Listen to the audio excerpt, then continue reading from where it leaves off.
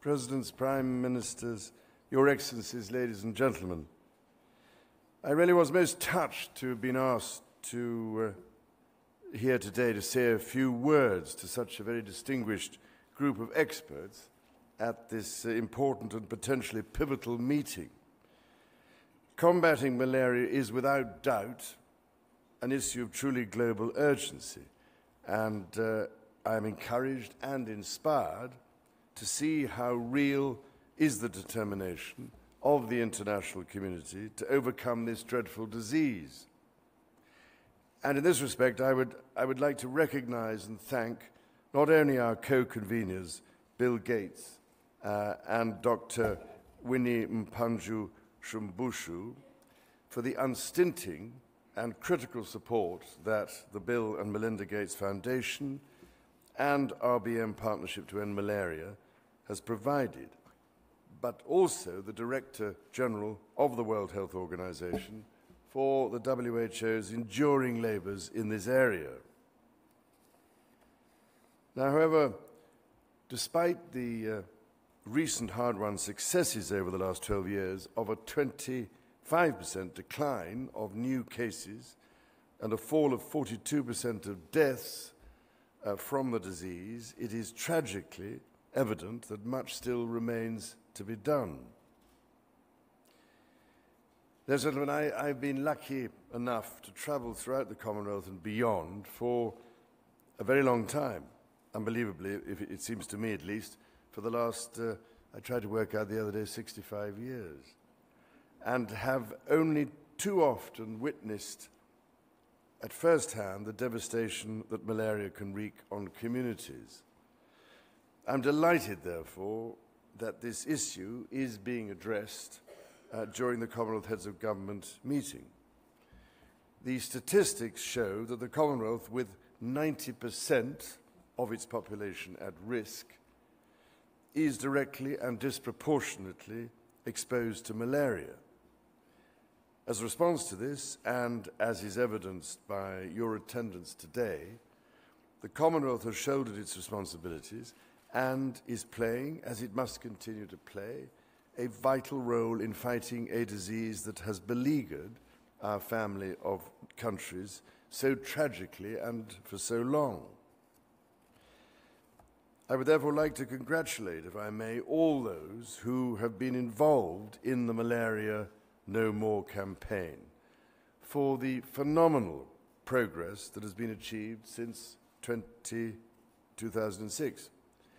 Yet, as you will know far better than me, the increasing challenges of drug and insecticide resistance, as well as climate change, and in certain instances losses of habitat and biodiversity caused by deforestation, are now threatening to undermine and even reverse those successes. Happily, much can be done when people are determined to work together.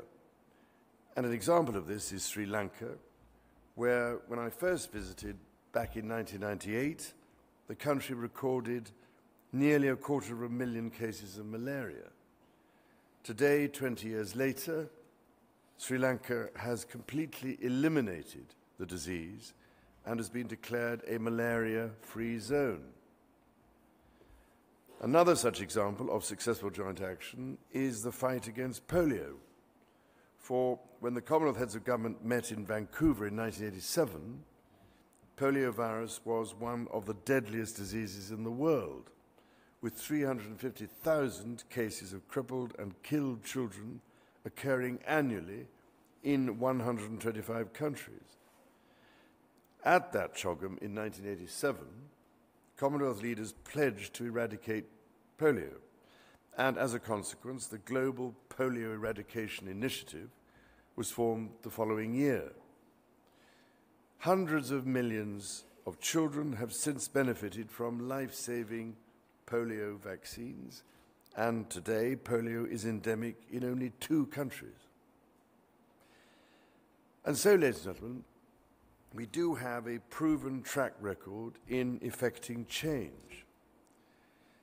I've always firmly believed that the Commonwealth is uniquely placed to take on such pressing global challenges. For our shared values, history and culture provide us with a remarkable and potent platform for transformative action. From those countries within the Commonwealth that are most burdened by malaria, such as Nigeria and India, to those that have eliminated it, such as Sri Lanka, to members nearing elimination, such as Belize and Malaysia, and key donors such as the United Kingdom, Australia and Canada, we have the leadership, the multi-sectoral investments, the cutting-edge science, and vitally, the committed engagement from business and civil society to ensure that we play our part in meeting the Sustainable Development Goal 3.3.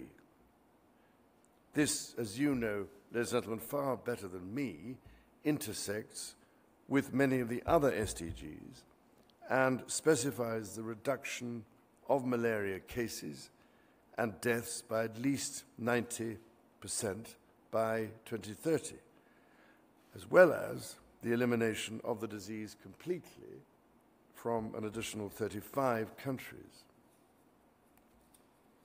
The commitments that we are about to witness are vitally important and will make, I am sure, a very great difference. But in addition to these and the work currently being supported by the Malaria No More program, I do think it is absolutely vital that we should perhaps pause just to consider how our efforts to overcome malaria specifically go hand in hand with our work as guardians of the planet more generally. We know that tropical deforestation and climate change are greatly complicating our attempts to eliminate malaria, but critically they also threaten and reduce biodiversity, which holds some of the keys to a solution. Artemisinin, for instance, is now one of our standard and most effective treatments and is derived, of course, from a natural plant, sweet wormwood. Who knows, ladies and gentlemen, what natural plants or predators we may need to call upon in future if we are to be successful in preventing and treating malaria. It has long seemed to me that testing the planet's ecosystems to destruction is utter madness, to say the least, precisely because of the accelerating collateral consequences. If our planet was a patient, and it is certainly becoming sicker and sicker in our case, no self-respecting doctor would have failed to make the necessary intervention by now to treat it. Therefore, if I may make a plea in such an august gathering, it would be that a truly integrated approach should be taken at a landscape level, as well as at scientific, educational, and advocacy levels in the implementation of the next generation of interventions. For without such an approach, I fear that we will go fatally compromised into a battle that we cannot afford to lose. I do worry, I'm afraid, that we may have gravely underestimated the systemic nature of the threats that we face. The successful achievement of the SDGs, and within them the fight against malaria, is not part of some a la carte development menu. It is the prerequisite for our survival. And as I have tried to say over and over again, to the point of boring myself and probably many others to death, we simply do not have the luxury of deferring the necessary action to future generations. And nor is it fair that we should shackle them with the consequences of our inaction. It is, however, ladies and gentlemen, a wonderful demonstration of the Commonwealth at its best that we should witness such avowed determination to tackle the pernicious disease of malaria. Above all, your commitments here today will prevent much suffering, illness, and death, and for that we will owe you a very great debt of gratitude. Thank you, ladies and gentlemen.